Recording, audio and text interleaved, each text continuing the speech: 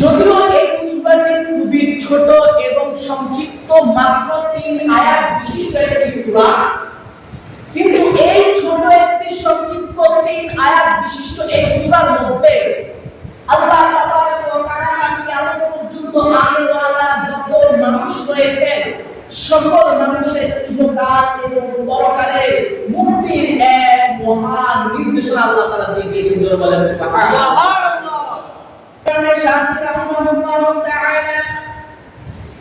তিনি বলেন এই যে ছোট্ট একটি সূরা সূরাতুল আসর, মাত্র 3 আয়াত বিশিষ্ট এই সূরা, যদি কোনো মানুষ এই সূরাকে গভীরভাবে নিজের অন্তরের ভিতরে নিয়ে গভীরভাবে চিন্তা ভাবনা করে যে এই সূরার মধ্যে আল্লাহ তাবারক ওয়া তাআলা কি বলেছেন, আমাদেরকে কি নির্দেশনা দিয়েছেন, কি সুসংবাদ এবং দুঃসংবাদ আমাদের জন্য আল্লাহ তাবারক ওয়া তাআলা এই সূরাতুল আসরের মধ্যে দিয়ে দিয়েছেন। যদি কেউ এই বিষয়টা নিয়ে চিন্তা ভাবনা করে তাহলে শুধুমাত্র এই একটি সূরাই তার হেদায়েতের জন্য যথেষ্ট হয়ে যাবে। যদি বলেন সুবহানাল্লাহ। এই একটি মাত্র সূরা, 3 আয়াতের একটি সূরা, যার মধ্যে আল্লাহ তাবারক ওয়া তাআলা এমন কথাবার্তা বলেছেন, এমন দিক নির্দেশনা আমাদেরকে দিয়েছেন, যদি কোনো মানুষ এটা নিয়ে চিন্তা ভাবনা করে, দিলের গভীর থেকে এটা যদি ফিকির করে, তাহলে আর কিছু দরকার নাই, শুধু এই ছোট্ট সূরাটাই তার নাজাতের জন্য যথেষ্ট হয়ে যাবে। আল্লাহ তাবারক ওয়া তাআলা বলেন, বিসমিল্লাহির রাহমানির রাহিম,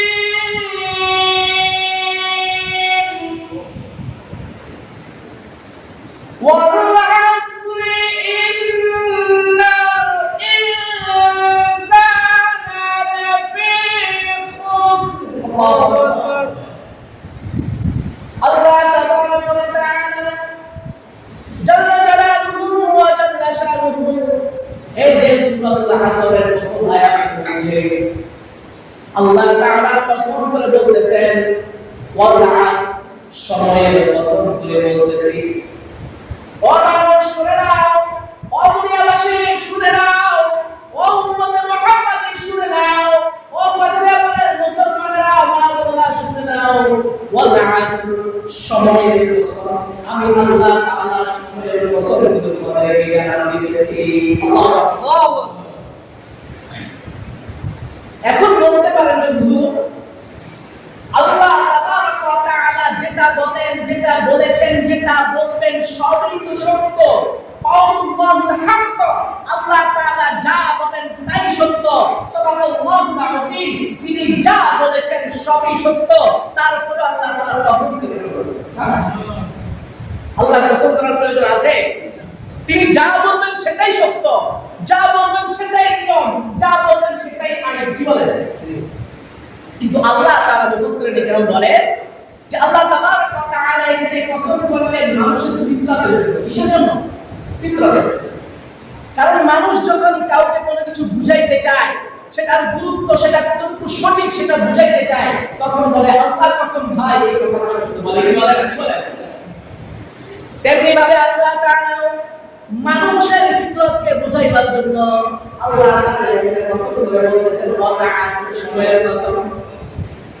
এখন প্রশ্ন আরেকটা, যে হুজুর, আল্লাহ তাআলা এত জিনিস সৃষ্টি করেছেন, বিশাল আকাশ সৃষ্টি করেছেন, বিশাল জমিন সৃষ্টি করেছেন, হ্যাঁ, কত বড় বড় সমুদ্র, কত বড় বড় পাহাড়, গ্রহ নক্ষত্র, কত কিছু আল্লাহ তাআলা সৃষ্টি করেছেন, এত কিছুর কসম না করে আল্লাহ তাআলা এর সময়ের কসম কেন করেন? হ্যাঁ, মুফাসসিরিন কেরাম বলেন যে সময় এমন একটা জিনিস যে মানুষের শুরু থেকে নিয়ে শেষ পর্যন্ত গোটা জিন্দেগিকে আল্লাহ তাআলা একটা সময়ের মধ্যে সীমাবদ্ধ করে দিয়েছেন। সুবহানাল্লাহ। আল্লাহ তাআলা মানুষের এই হায়াতের জিন্দেগিটাকে একটা সময়ের মধ্যে আবদ্ধ করে দিয়েছেন। আল্লাহ তাআলা একটা কালের মধ্যে গণ্ডির ভিতরে আল্লাহ তাআলা মানুষের এই জিন্দেগির হায়াতকে ঢুকিয়ে দিয়েছেন। যখন এই সময় শেষ হয়ে যাবে, বাবা জানে এক সেকেন্ড দেরি হবে না, আপনার আমার এই দুনিয়া ত্যাগ করে যেতে হবে। ঠিক না ভাই? এই জন্য আল্লাহ তাআলা সময় এত গুরুত্বপূর্ণ এবং সময়ের আহমিয়ত এত বেশি, মানুষের গোটা জিন্দেগিটাই সময়ের ভিতরে একটা আবদ্ধ, যার কারণে আল্লাহ তাআলা অন্য কিছুর কসম করে নাই, মানুষের গুরুত্ব বোঝানোর জন্য এই সময়ের কসম করে আল্লাহ বলতেছে ওয়াল আসর, ও দুনিয়াবাসীর সময়ের কসম। সে কসম সময়। আর সময় সম্পর্কে নবী আলাইহিস সালাম কি বলতেছেন? বুখারী শরীফের হাদিস, নবী আলাইহিস সালাম বলতেছেন নি'মাতানে মাগবুন ফীহিমা কাসীরুন মিনান নাস। আল্লাহ নবী আলাইহিস সালাম আমাদেরকে জানায় দিলেন দুটি নিয়ামত এমন আছে যে দুটি নিয়ামতের মধ্যে নিমজ্জিত হয়ে মানুষ নিজেদেরকে ধ্বংস করে দিয়েছে, মানুষ ধোঁকার ভিতরে পড়ে আছে। ওই দুইটা জিনিস, একটা হচ্ছে আসিফা, মানুষের সুস্থতা। এক নম্বর কি? মানুষের সুস্থতা। এই সুস্থতা পাইয়া মানুষের শরীরের শক্তি দিয়ে মানুষ অন্যায়ের প্রতি জুলুম করতেছে, অন্যের প্রতি অন্যায় করতেছে। এই সুস্থতা পাইয়া মানুষ সুস্থ শরীরে আল্লাহ তাআলার নাফরমানি করার সাহস পাইতেছে। কি বলে? আরেকটা হচ্ছে অর্থাৎ সময়। এই সময় আল্লাহ তাআলা মানুষকে দিয়েছেন, হায়াতুল জিন্দেগির একটা সময় দিয়েছিলেন। এই সময়টা আল্লাহ তাআলা মানুষের কাছে গোলামি চান, ইবাদত বন্দেগী চান, আল্লাহ তাআলার আনুগত্য চান। কিন্তু এই সময় পাইয়া ফজরের সময় মানুষ বেখেয়াল হয়ে আছে। ফজরের সময় নিয়ে বেখেয়াল, যোহরের সময় দুনিয়ার মধ্যে দুনিয়া কামাই করার জন্য ব্যস্ত হয়ে যোহরের সময় আসে, আসর মাগরিবের কোনো খবর নাই, এশারের সময় এমন এক কাজে বের করে দিচ্ছে যেই কাজকে আল্লাহ তাআলা পছন্দ করে না। তাহলে যেহেতু সময়ের মধ্যেই সবকিছু, এজন্য আল্লাহ তাবারাকা ওয়া তাআলা জাল্লা জালালুহু ওয়া জাল্লা শানুহু সময়ের কসম করতেছে, ওয়াল আসর, ও দুনিয়াবাসী, ও মুসলমানেরা, ও উম্মতে মুহাম্মাদি, সময়ের কসম করে বলতেছি। কি বলতেছি? ইন্নাল ইনসানা লাফি খুসর। যত মানুষ আছে সমস্ত মানুষ ক্ষতিগ্রস্তের মধ্যে নিমজ্জিত আছে। সময়ের কসম, ওয়াল আসর, আমি সময়ের কসম করে বলতেছি, ও মানুষ শুনে রাখো, যত মানুষ আছে সকলেই ক্ষতির মধ্যে নিমজ্জিত আছে। কে বলতেছে? আল্লাহ তাআলা বলতেছেন যে যত মানুষ আছে সকলেই ক্ষতির মধ্যে নিমজ্জিত।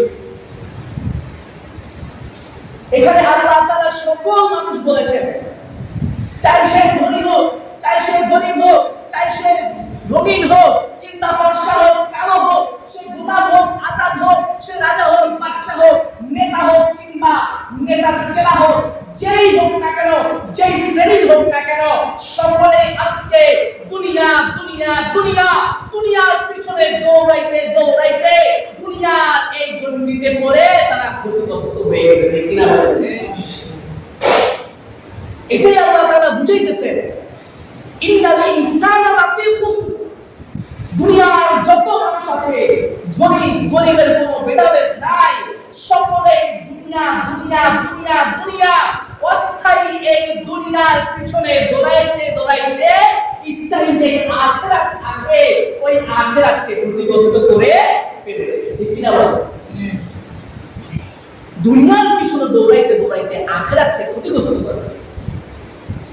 দুনিয়া যত নেয় ততই লাগে, যত পায় ততই চায়। যার একটা বাড়ি আছে সে দুইটার পিছনে দৌড়ায়, যার একটা গাড়ি আছে সে দুইটা গাড়ির পিছনে দৌড়ায়, যার একটা জমি আছে সে আরেকজনের জমি হজম করার পিছনে দৌড়ায়, যার দুনিয়া আছে সে আরো চায়। চাইতে চায় না? কি বলে?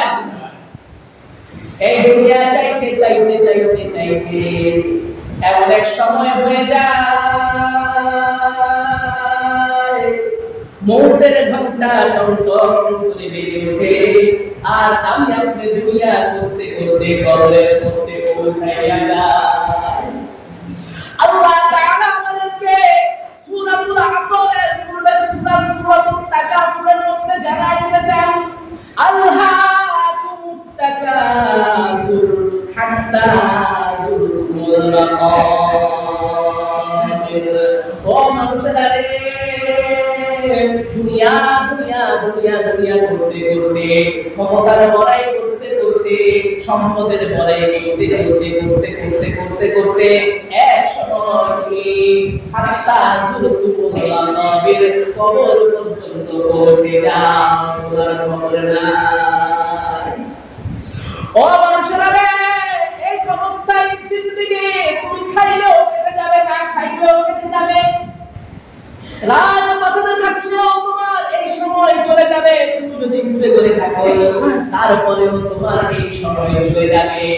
কিন্তু এমন একটা সময়ের দিকে তুমি আগাইতেছো যে সময় একবার শুরু হইলে আর কোনোদিন শেষ হবে না। ক্ষণস্থায়ী দুনিয়ার জন্য যেটা আজকে আছি কালকে নাই, আসার সিরিয়াল আছে, আগে দাদা আসছে, তারপর আমার বাবা আসছে, তারপর আমি আসছি, আমার পরে আমার ছেলে সন্তান আসবে, বাবা যাওয়ার কোনো সিরিয়াল নাই। দাদার কাঁধে নাতির লাশ, বাবার কাঁধে ছেলের লাশ, আসার সিরিয়াল আছে বাবা, যাওয়ার কোনো সিরিয়াল নাই। কিন্তু এই অবস্থায় জিন্দেগিটাকে এমন বানায়া দিছো যে মনে হয় এটাই তোমাদের সবকিছু, এটা ছাড়া আর কিছুই নাই। ও মুসলমানেরা রে, এটা এমন একটা জিন্দেগি, তুমি রাত্রে ঘুমাইবা, যদি চোখ মেলে তাহলে তোমার সকাল, চোখ না মেললে পরকাল। এমন একটা জিন্দেগি যার এক সেকেন্ডের কোনো ভরসা নাই। কিন্তু আমরা এই অস্থায়ী জিন্দেগির পিছনে দৌড়াইতে দৌড়াইতে চিরস্থায়ী আখিরাতের কথা আমরা ভুলে গেছি। এই জন্য আল্লাহ তাআলা আবার স্মরণ করে দিতেছেন, ও মানুষেরা শুনো, ইন্নাল ইনসানা লাফি খুসর, সকল মানুষ ক্ষতিগ্রস্ত, সবাই ক্ষতিগ্রস্তের মধ্যে নিমজ্জিত আছে। কিসের ভিতরে আছে? ক্ষতির ভিতরে নিমজ্জিত আছে। এই যে মানুষ ক্ষতির ভিতরে নিমজ্জিত আছে, আসলে দেখেন দুনিয়ার মধ্যে তারাই হচ্ছে বুদ্ধিমান, যারা এই দুনিয়াকে ক্ষণস্থায়ী জীবন হিসেবে গ্রহণ করেছে এবং শুধু অতটুকুই দুনিয়া তার প্রয়োজন, যতটুকু দুনিয়াও তার ততটুকু, এভাবে যারা চলতেছে তারাই হচ্ছে কি প্রকৃত বুদ্ধিমান। আর যারা এই দুনিয়াটাকে চিরস্থায়ী ভেবে নিয়েছে, যারা ভেবে নিয়েছে না দুনিয়াতে এসেছি, দুনিয়াটা মস্ত বড়, খাও দাও ফুর্তি করো, এই জিনিসটা যাদের ভিতরে চলে আসছে তারাই হচ্ছে সব থেকে বোকা এবং একটা ছোট উদাহরণ দেই, যদিও এটা গল্প কিন্তু এটা আমাদের জীবনের সাথে অনেক মিল খায়, অনেক মিল আছে এই গল্পটা আমাদের জীবনের সাথে। একটা দ্বীপের মধ্যে একটা রাজ্য আছে, ওই রাজ্যের নিয়ম হচ্ছে, রাজ্যটা একটা নিয়ম যে যে আমাদের রাজা হবে সে 1 বছর আমাদের এখানে রাজত্ব করবে, 1 বছর পরে তাকে বনবাসে দিয়ে আসা হবে এমন একটা জায়গা যেখানের মধ্যে পানি নাই, খানা নাই, কোনো কিছুই নাই, আরাম আয়েশ কিচ্ছু নেই, এমন একটা জায়গার মধ্যে ফেলে দিয়ে আসা হবে। এটা হচ্ছে শর্ত। যেই রাজা হবে 1 বছর রাজা থাকবে, 1 বছরের পর কি হবে সেই বনবাসে তাকে ফেলে দেওয়া হবে। তো দেখতে দেখতে দেখতে দেখতে অনেকেই এরকম রাজা হচ্ছে।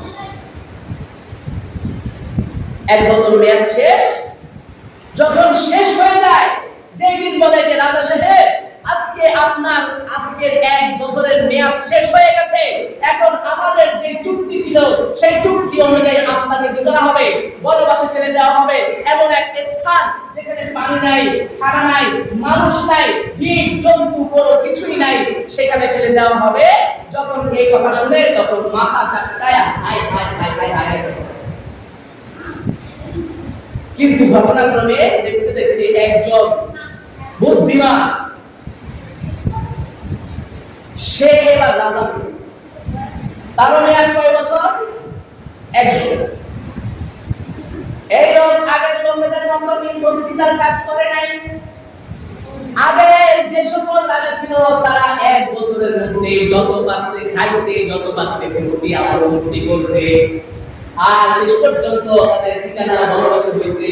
2-4 দিন পরে সে সেখানে না খেয়ে ইন্তেকাল করেছে। কিন্তু এই ব্যক্তি তো বুদ্ধিমান, চালাক, সে হচ্ছে প্রকৃত বুদ্ধিমান। সে চিন্তা করলো, হায়রে আজকে আমি রাজা হইলাম, আমার এই রাজা হওয়ার মেয়াদ হচ্ছে 1 বছর। 1 বছর পরে আমাকে কেমন একটা স্থানে ফেলে দেওয়া হবে, যে স্থানে খাওয়া নাই, পানি নাই, মানুষ নাই, জীব নাই, জন্তু নাই, কোনো কিছুই নাই। সুতরাং আমি আজকে থেকে ওই যে আমার 1 বছর পরে যেখানে ফেলে দেওয়া হবে সেই জায়গা আমি আজকে থেকে সাজাই থাকবো। কি বুদ্ধি করলো যে আজকে আমি রাজা হয়েছি, আমি জানি যে 1 বছর পরে আমাকে ওই দ্বীপে ফেলে দেওয়া হবে, তো সুতরাং আমি আজকে থেকে গোপনে গোপনে সেখানের মধ্যে এমন একটা পরিবেশ তৈরি করব যে আমাকে সেখানে ফেলে দিলেও যেন আমার এই রাজত্ব শেষ না। যেমন কথা তেমন কাজ, গোপনে গোপনে সেখানে মানুষ পাঠাইলো, সেখানে যত যা কিছু কৃষক পাঠাইলো, সেখানে আবাদ করলো, একটা জীর্ণ শূন্য জায়গাকে, মানব শূন্যহীন একটা স্থানকে গণবসতি একজন মানুষ থাকার উপযুক্ত করে সেইখানে এই 1 বছরে সে কি করলো, সেখানে নতুন একটা রাজত্ব বানায় ফেলছে। এখন যখন তার আজকে কি হইলো, রাজত্বের মেয়াদ শেষ, সবাই ডঙ্কা রাজা বিদায় আসতেছে যে আজকে এই বোকা রাজাকে ফেলে দেওয়া হবে কোথায়, সেই নির্বাচনে দিয়ে আসা হবে। অন্যান্য রাজারা যেরকম ভোগ করছে সেও কি করবে। 1 বছর তুমি মজা করছো, এবার মজার সাজা ভোগ করতে তার কাছে আসলো। দরবারের মধ্যে বলতেছে যে রাজা সাহেব আপনার তো সময় শেষ। তো বলতেছে তাই নাকি, এই সময়ের জন্য আমি অপেক্ষা করতেছি, কবে আমার সময় শেষ হয়ে যাবে। এখন সবাই বলতেছে কি বোকা নাকি, একটি নির্বোধ নাকি, একটি জানে না যে 1 বছর পরে কি ভালো হবে, তাকে কোথায় পালায়া দেওয়া হবে, কোথায় নির্বাসনে দেওয়া হবে সেটি জানে না। বলে যে হ্যাঁ জানি, তোমরা আমাকে কোথায় ফেলে দিবা সেটা আমি জানি, তবে আমার একটা শর্ত হলো আমাকে যেখানে ফেলে দিয়ে আসবা সেখানে তোমরা এই রাজ্যের সবাই আমাকে দিয়ে আসবে, হচ্ছে আমার সেই ইচ্ছা। তো বলতেছে না ঠিক আছে, তোমার ইচ্ছা পূরণ করা হবে, আমরাও দেখতে চাই যে তুমি সেখানে গিয়ে কিভাবে শাস্তি ভোগ করবে। কিন্তু কেউ তো জানে না, সে তো নির্বোধের কাজ করে না, সে তো জানে এই 1 বছরের রাজত্ব তার অবস্থায় জিন্দেগি, আসল জিন্দেগি তো তার সেখানে কাটাইতে হবে। এই জন্য সে আস্তে আস্তে আস্তে আস্তে সেখানে একটা সুন্দর রাজত্ব তৈরি করে ফেলেছে। যখন রাজ্যের সবাই তাকে নামায় দিয়ে আসবে, দেখে যে তার জন্য শূন্য সামন্ত ঘোড়া লস্কর সব কিছু তৈরি, লাল গালিচা বিছানো, ফুলের এক কোণা নিয়ে তার জন্য তাকে সম্বর্ধনা জানানোর জন্য সবাই অপেক্ষা করতেছে। নামার সাথে সাথে সবাই স্লোগান দিতেছে আহলান সাহলান মারহাবান মারহাবান, আল্লাহু আকবার। এই পরিস্থিতি সবাই যখন দেখলো, দেখার পরে সবার মাথার তলব পড়ে গেল, বলে হাই হাই হাই হাই, কি হইল, এই রাজা কেমনে এত কিছু করলো, তুমি কেমনে এই কাজ করলা। এই মানুষেরা শোনো, আমি তোমাদের পূর্ববর্তী রাজাদের মতো গর্ধব, আমার ব্রেন আছে, বুদ্ধি আছে, আল্লাহ তাআলা আমাকে একটা বিবেক দিয়েছে। আমি জানি আমার এই 1 বছরের রাজত্ব হচ্ছে ক্ষণস্থায়ী জিন্দেগি। এই 1 বছরের রাজত্বের পর আমাকে এমন এক জায়গায় যাইতে হবে যেখানে আমার জীবনের শেষ পর্যন্ত কাটাইতে হবে। সুতরাং আমি এই 1 বছরের জিন্দেগিতে সুখ শান্তি করি নাই, 1 বছর জিন্দেগির সকল সুখ শান্তি ত্যাগ করে জীবনের শেষ পর্যন্ত যেখানে থাকবো সেখানে আমি সুখের রাজত্ব কায়েম করে ফেলেছি। আল্লাহু আকবার। ও মুসলমানেরা, ও বাজারের মা ও বোনেরা, একটু বিবেক খাটান। আল্লাহ তাআলা আমাকে আপনাকে একটা বিবেক দিয়েছেন।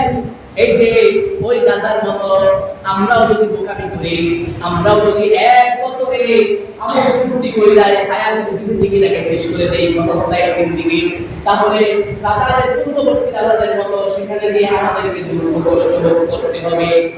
আর যদি আমরা ওই রাজার মতো এই ক্ষণস্থায়ী জিন্দেগিটাকে আল্লাহ তাআলার ইবাদত বন্দেগীর ভিতরে কাটায় দেই, আমরা যদি আমাদের এই ক্ষণস্থায়ী জিন্দেগিটা আল্লাহর গোলামির মধ্যে কাটায় দেই, আল্লাহ আমাদের জন্য চিরস্থায়ী যে স্থান রেখেছে সেই স্থানের জন্য যদি আমরা আমাদের পুঁজি আস্তে আস্তে পাঠাইতে থাকি, তাহলে মরতে দেরি হবে, সুখের ঠিকানায় বসতে আমাদের দেরি হবে না।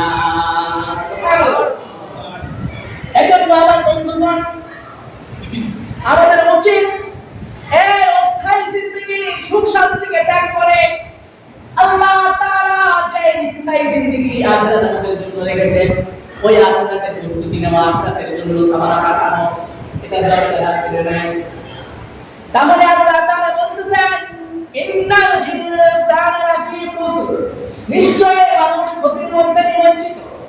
এই যে মানুষ ক্ষতির মধ্যে নিমজ্জিত আছে, এই ক্ষতি থেকে বাঁচার উপায় জানার দরকার আছে না? নাই? কি বলেন, আছে? আল্লাহ তাআলা এই যে বলছেন মানুষ ক্ষতির ভিতরে আছে, এই ক্ষতি থেকে বাঁচার উপায় আল্লাহ তাআলা নিজেই পরবর্তী আয়াতের মধ্যে ঘোষণা করতেছেন। কি? ইল্লাল্লাযীনা আমানু ওয়া আমিলুস সালিহাতি ওয়া তাওয়াসাউ বিল হক ওয়া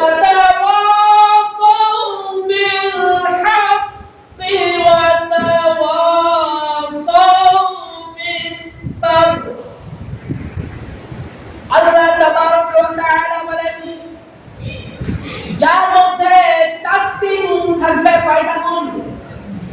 চারটা গুণে যে গুণান্বিত হবে, সে এই দুনিয়ার এই ক্ষতি থেকে বেঁচে যাবে, সেই সফল কাম হয়ে যাবে, আর তার জন্যই আমার রয়েছে চিরস্থায়ী ঠিকানা জান্নাত। সুবহানাল্লাহ। কয়টা গুণ? চারটা। এক নাম্বার হচ্ছে আল্লাযিনা আমানু। আল্লাযিনা আমানু, যারা ঈমান এনেছে। ঈমান এনেছে। আমানু বিল্লাহি ওয়া মালাইকাতিহি ওয়া কুতুবিহি ওয়া রুসুলিহি ওয়াল ইয়াউমিল আখির ওয়াল কদরি খাইরিহি ওয়া শাররিহি মিনাল্লাহি তাআলা ওয়াল বা'থি বা'দাল মাউত। যে ব্যক্তি ঈমান এনেছে আল্লাহ তাআলার উপর, রাসূলগণের উপর, যার চারটা কিতাব আছে, চারটা কিতাব সহ আসমানি যত সহিফা আছে সমস্ত সহিফার উপর, ফেরেশতাদের উপর, এই সাতটা ঈমানের উপর বিষয়ের উপর যে ব্যক্তি ঈমান এনেছে, এক নাম্বার ব্যক্তি হচ্ছে সে যে কি আছে? ঈমান এনেছে। এখন ঈমান বলতে আমরা কি বুঝি? ঈমান এক নম্বর হচ্ছে আল্লাহকে আল্লাহ বলে স্বীকার করা, আল্লাহ স্রষ্টা, আল্লাহ পালনেওয়ালা, আল্লাহ লালনকর্তা, আল্লাহ সবকিছুর উৎস, আল্লাহ সবকিছুর মালিক, এবং নবী আলাইহিস সালাতু ওয়াস সালাম আল্লাহ তাআলার প্রেরিত সর্বশ্রেষ্ঠ শেষ নবী। এটা হচ্ছে ঈমান।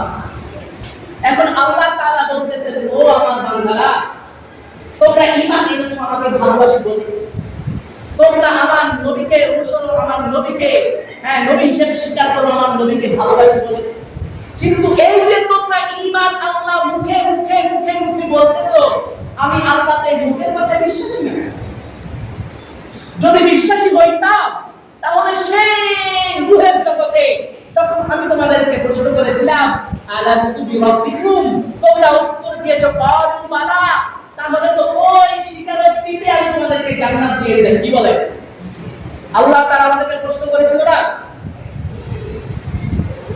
রূহের জগতে আল্লাহ তাআলা আমাদেরকে প্রশ্ন করেছিল, আলাস্তু বিরাব্বিকুম, আমি কি তোমাদের রব নই? আমরা কি উত্তর দিয়েছিলাম? ক্বালু বালা, অবশ্যই অবশ্যই আপনি আমাদের রব। তো আমরা তো তখনই আল্লাহকে রব বলে স্বীকার করেছি। তাহলে তো আল্লাহ তো যদি আমাদের মুখের স্বীকারোক্তিতে সন্তুষ্ট হতেন, তাহলে তো আমাদেরকে দুনিয়াতে পাঠানোর প্রয়োজন ছিল না, সেখান থেকে জান্নাতে পাঠাতেন। কি বলেন?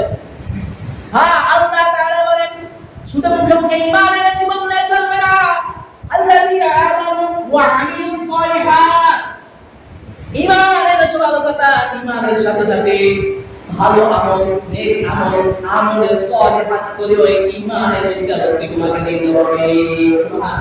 দুই নাম্বার, এক নাম্বার আল্লাযিনা আমানু, দুই নাম্বার ওয়া আমিলুস সলিহাত, যে ব্যক্তি ঈমান আনলো এবং নেক কাজ সৎ কাজের মধ্যে সেটা প্রকাশ করলো, নামাজ পড়লো, রোজা রাখলো, হজ করলো, যাকাত আদায় করলো, যত বিধানগুলো আছে নবী আলাইহিস সালাতু ওয়াস সালামের যত সুন্নাত আছে সমস্ত সুন্নাত অনুযায়ী নিজের জীবনকে গঠন করলো, তারাই হচ্ছে আমলে সালিহাতের অন্তর্ভুক্ত। সুবহানাল্লাহ। তাহলে আমানুতে যথেষ্ট না, ওয়া আমিলুস সলিহাতও লাগবে। কার কথা? আমার কথা ভাই। আল্লাহ তাআলা ঘোষণা করতেছেন আমানু ওয়া আমিলুস সলিহাত, ঈমান আনবা সেটাকে আমলে প্রকাশ করেও লাগে। আমি আল্লাহকে ভালোবাসি, আল্লাহকে ভালোবাসি, আল্লাহকে ভালোবাসি, অথচ আল্লাহর দরবারে সিজদা লাগাই না। আল্লাহ বলে এই ভালোবাসা আমার দরকার নাই।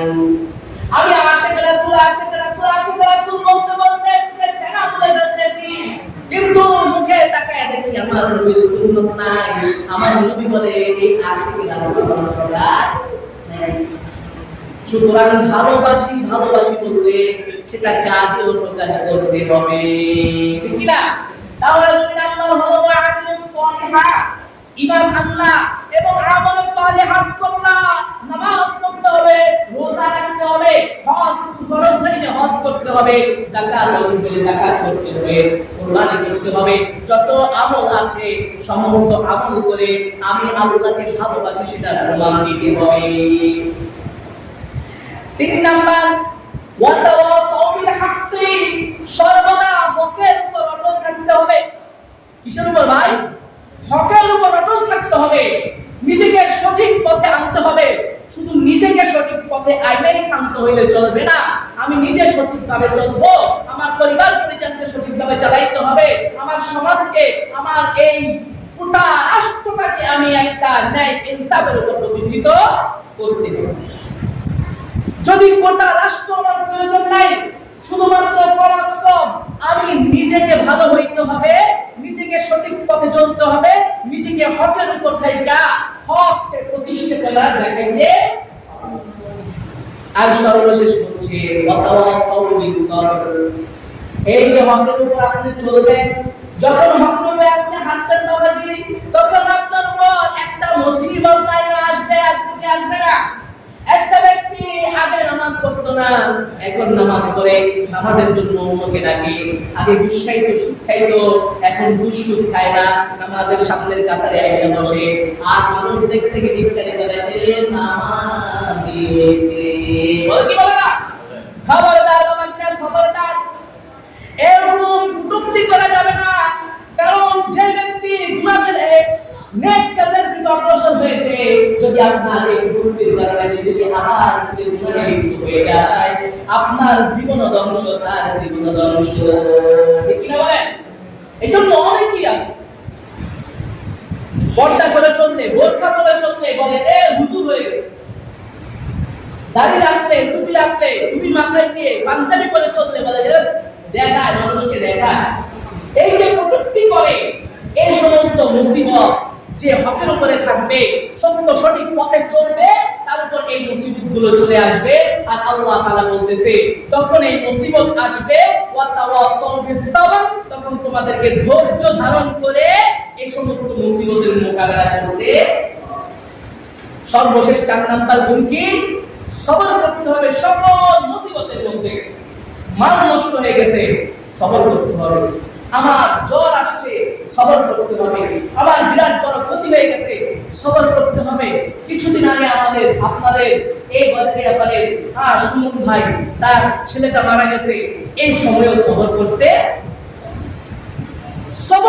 হবে, ধৈর্য ধারণ করতে হবে। আল্লাহ তাআলা যে বিপত্তি দেন, যে মুসিবতই আমার আপনার উপরে আসবে, সর্বহারতেই বলতে হবে আলহামদুলিল্লাহ আলা কুল্লি হাল। আল্লাহ তাআলা আমাকে যেভাবে রাখছেন, যে অবস্থাতে রাখছেন, আমার আল্লাহ তাআলা শুকরিয়া। আর যে মুসিবত আসবে, এই মুসিবতের মধ্যে ধৈর্য ধারণ করে মুসিবতের মোকাবেলা যারা করবে, এই 4টি গুণ যাদের ভিতরে অর্জন হয়ে যাবে, আল্লাহ তাআলা বলেছেন ইন্নাল ইনসানা লাফি খুসর, এই যে দুনিয়ার মানুষ যে ক্ষতিগ্রস্ত আছে, আমি আল্লাহ তাআলা তাদেরকে এই ক্ষতি থেকে বের করে সফলতার দিকে আমি এগিয়ে দেব। জোরে বলেন সুবহানাল্লাহ। কয়টা গুণ বললাম? চারটা গুণ। এক নাম্বার ঈমান আনতে হবে, দুই নাম্বার আমলের মাধ্যমে এই ঈমানকে জানান দিতে হবে, স্বীকারোক্তি দিতে হবে, চার নাম্বার তিন নাম্বার হকের উপর অটল থাকতে হবে, চার নাম্বার সর্বহালতে মুসিবতে সব অবস্থাতে ধৈর্য ধারণ করে আল্লাহ তাআলার শুকরিয়া আদায় করতে হবে। এই চারটি গুণ আমার আপনার অর্জন করা দরকার আছে না নাই? কার কার দরকার? দুইটা হাত, দুই হাত। আল্লাহ তাআলা আমাদের সকলকে আল্লাহ এই চার গুণের অধিকারী হওয়ার তৌফিক দান করেন। সকলে বলেন আমিন। যতটুকু আলোচনা করেছি এর মধ্যে সঠিক যা বলেছি সব আমার রব্বে কারীমের পক্ষ থেকে আমি বলেছি। এর মধ্যে যা কিছু ভুলত্রুটি হয়ে গেছে আমি অথমের নিজের সীমাবদ্ধতার কারণে ভুল ত্রুটি হয়েছে। আল্লাহ তাআলা আমাদের সকলকে ভুল ত্রুটি সব কিছু ক্ষমা করে সঠিকভাবে আমল করার তৌফিক